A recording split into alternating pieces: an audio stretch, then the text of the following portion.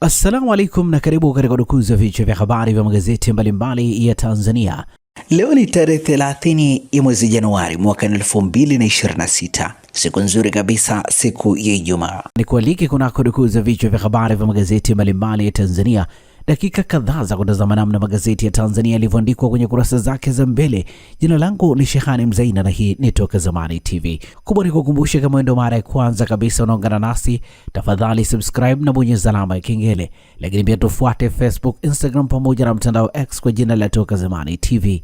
Lakini kubwa, usisahau kuacha comment yako kwa kile ambacho unakitazama kupitia hapa Toka Zamani TV. Asante kwa wale wote ambao wamekuwa wakiandika comment. Tunaanza dukuzi siku hii leo kwa kulitazama gazeti Habari Leo, gwiji la habari Tanzania.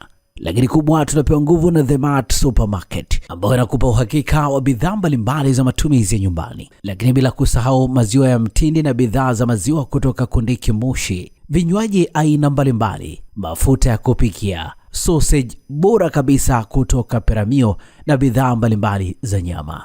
The Mart Supermarket inapatikana Dar es Salaam, Kigamboni, Kibada, barabara ya kwenda darajani. Kwa mawasiliano zaidi na The Mart Supermarket piga simu namba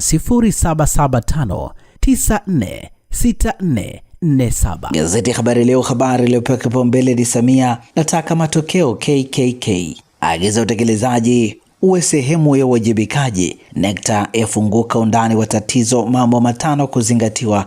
Habari katika ukurasa wa pili. Wabunge waipa mbinu serikali vyanzo vya mapato. Habari katika ukurasa wa 18. Afya wapewa agizo viwango vya matibabu. Habari katika ukurasa wa 3. Serikali agiza benki ziondoe masharti mikopo 10%. Habari katika ukurasa wa 3. Mikoa 8 yatajwa kuongoza homa ya ini. Habari katika ukurasa wa 7 wa gazeti hili. Lakini pia gazeti hili imeandika mauzo ya karafuu nje yaongezeka 25%. Habari katika ukurasa wa 3. Na hivi ndivyo ambavyo limeandika gazeti Habari Leo, gwiji la habari Tanzania. Pamoja na gazeti Habari Leo mikononi mwangu, ninalo gazeti Mwananchi lenye habari iliyopewa kipaumbele ni sakata la mafisadi moto. Kangi ataka DPP polisi wawe huru. Waziri huyo wa zamani wa mambo ya ndani ataka CCM kutobana mawazo ya wabunge. Afichua mafisadi waliojificha kwenye kichaka cha Uchawa. Agusia nafasi ya bunge, mahakama na serikali kwenye uamuzi. Habari imeandikwa kwenye ukurasa wa 4, ndugu yake ikisema lazima tuboreshe kundi la machawa. Machawa ni kundi hatari. Machawa ndimo wanajificha mafisadi. Machawa ndimo wanajificha wabadhirifu, na bila kushughulika na machawa ambamo ndimo kichaka wanamojificha, tukichome moto na kukifyekea mbali. Kangi Lugola. Sababu serikali kukomaa na KKK. Habari ni katika ukurasa wa pili.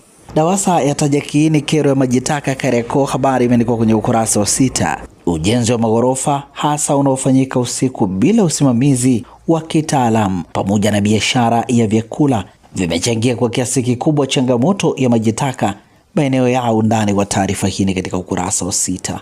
Masharti mikopo 10%. Habari imeandikwa kwenye ukurasa wa 8. ACT ya kuhama tena mahakamani. Habari imeandikwa kwenye ukurasa wa 3.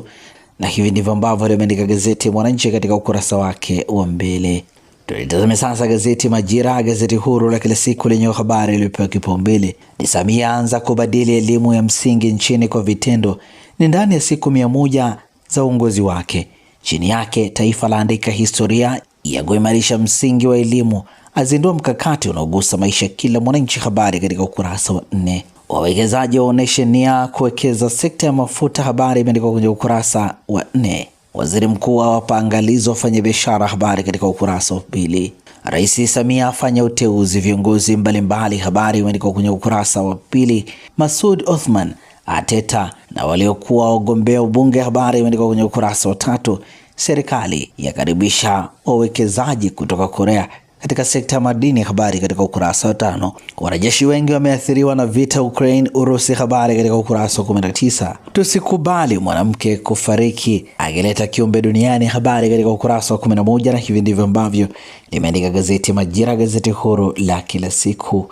Kila siku Fort Johanna Daycare and Nursery School inaanza na tabasamu, furaha na ujifunzaji unaohisi kama nyumbani. Tunafuata mfumo wa Montessori. Watoto hujifunza kwa kuchunguza, kugundua na kufanya mambo kwa vitendo, huku wakikua kwa uhuru. Walimu na walezi wetu wamefunzwa vizuri, wana uzoefu na upendo mkubwa kwa watoto, kuhakikisha kila mtoto anahisi kuthaminiwa na kujali. Fort Johanna Daycare and Nursery School ni mahali salama na penye ubunifu, ambapo watoto wanajifunza, wanacheza na kujijenga kwa kujiamini. Kwa wazazi wa Kigamboni na maeneo karibu ya Dar es Salaam, usikose nafasi. Usajili kwa mwaka wa masomo 2026 umefunguliwa sasa. Tunapokea watoto kuanzia umri wa mwaka 1 hadi miaka 5. Fort Johanna Daycare and Nursery School, mahali ambapo kujifunza ni upendo. Tembelea au tupigie simu leo kwa namba za simu 0746369615. Nalo gazeti Nipashe Mwanga Jamii lenye habari iliyopewa kipaumbele ni kiwanda kuzalisha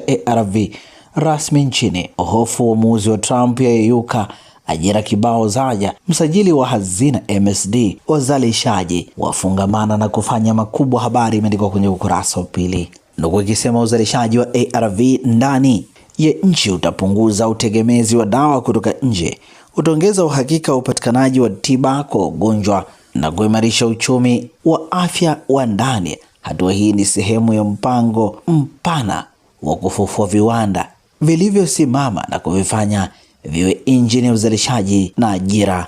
Undani kwa taarifa hii ni katika ukurasa wa pili. NIDA tu unalamba mkopo wa 10%. Habari katika ukurasa wa 5. Mabilioni ya subiri wakopaji wapya, itekelezwe haraka. Bodaboda, mamalishe, machinga watetewa kwa sauti ya juu. Nukuu ya Waziri Mkuu Dr. Mwigulu Nchemba ikisema, tukienda kwenye uhalisia, machinga au mamantilie hana hati ya nyumba. Wengine wanataka barua ya udhamini wa mtumishi wa serikali, nalo limekuwa tatizo. Undani wa taarifa hii katika ukurasa wa 5. Ilivyokuwa safari ya kwanza ATCL Accra, habari katika ukurasa wa 3.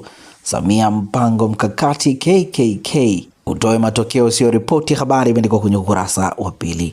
KMC ataja sababu za uwanja wake kufungiwa. Habari katika ukurasa wa 24. Lakini pia gazeti Majira limeandika mambo makuu 4 yanayosambaratisha vijana walioko vyuoni. Habari katika ukurasa wa 4. Mbunge atakaramani kamili ya mchakato wa katiba mpya. Habari katika ukurasa wa 5. Na hivi ndivyo ambavyo limeandika gazeti Nipashe Mwanga wa Jamii. Nalo gazeti Zanzibar Leo, kwa ukweli na uwazi, lenyewe limeandika Dr. Samia azindua mkakati elimu ya awali. Dr. Mwigulu awagemea wafanyabiashara wanaopandisha bei bidhaa. Habari katika ukurasa wa 6. Ukanda wa bahari ya Hindi wakubaliana kudhibiti uvuvi haramu. Habari katika ukurasa wa 2. Waziri nishati akaribisha wawekezaji kutoka Oman. Habari imeandikwa kwenye ukurasa wa 3. Ushirikiano China Zanzibar wapunguza maradhi yasiyopewa kipaumbele. Habari imeandikwa kwenye kurasa za ndani za gazeti hili. PDPC yataka taasisi kuheshimu faragha taarifa binafsi. Habari katika ukurasa wa 6. Dr. Akili aiomba PAC kusimamia fedha za umma. Habari imeandikwa kwenye ukurasa wa 2. Na hivi ndivyo ambavyo limeandika gazeti Zanzibar Leo, kwa ukweli na uwazi. Na sasa tukiukia habari za michezo na burudani kwenye magazeti ya michezo na burudani. Mikononi mwangu nalo gazeti Mwanaspoti lenyewe limeandika kisa Depu Pedro ashtua mabusi matatu, mabao aliyofunga ligi kuu bara hadi sasa ikiwa amecheza mechi 2 tu. Alifunga bao 1 dhidi ya Mashujaa FC na 2 dhidi ya Dodoma Jiji. Undani wa taarifa hii ni katika ukurasa wa 2. Ijayo ni Januari 31, Yanga dhidi ya Al Ahli Amani Complex Zanzibar. Beka subirini muone. Matokeo ikiwa ni Simba 2 Mashujaa 0 ligi kuu bara. Ijayo ni Februari mosi, Simba dhidi ya Experience de Tunis uwanja wa Benjamin Mkapa.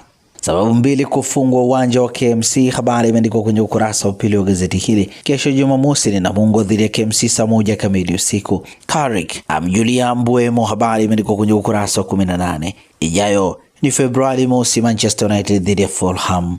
Lakini pia gazeti hili limeandika EPL kesho Jumamosi ni Leeds dhidi ya Arsenal saa 12 jioni Ellen Road.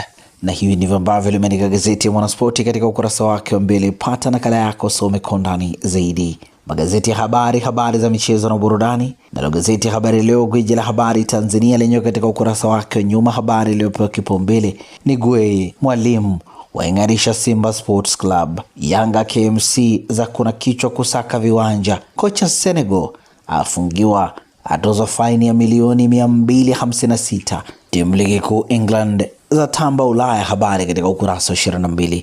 BMT yataka Paralympic yene Tanzania, habari imeandikwa kwenye ukurasa wa 23, na hivi ndivyo ambavyo limeandika gazeti Habari Leo, gwiji la habari Tanzania. Na gazeti Habari Leo linakamilisha urukuzi wa vichwa vya habari vya magazeti mbalimbali ya Tanzania hapa Toka Zamani TV.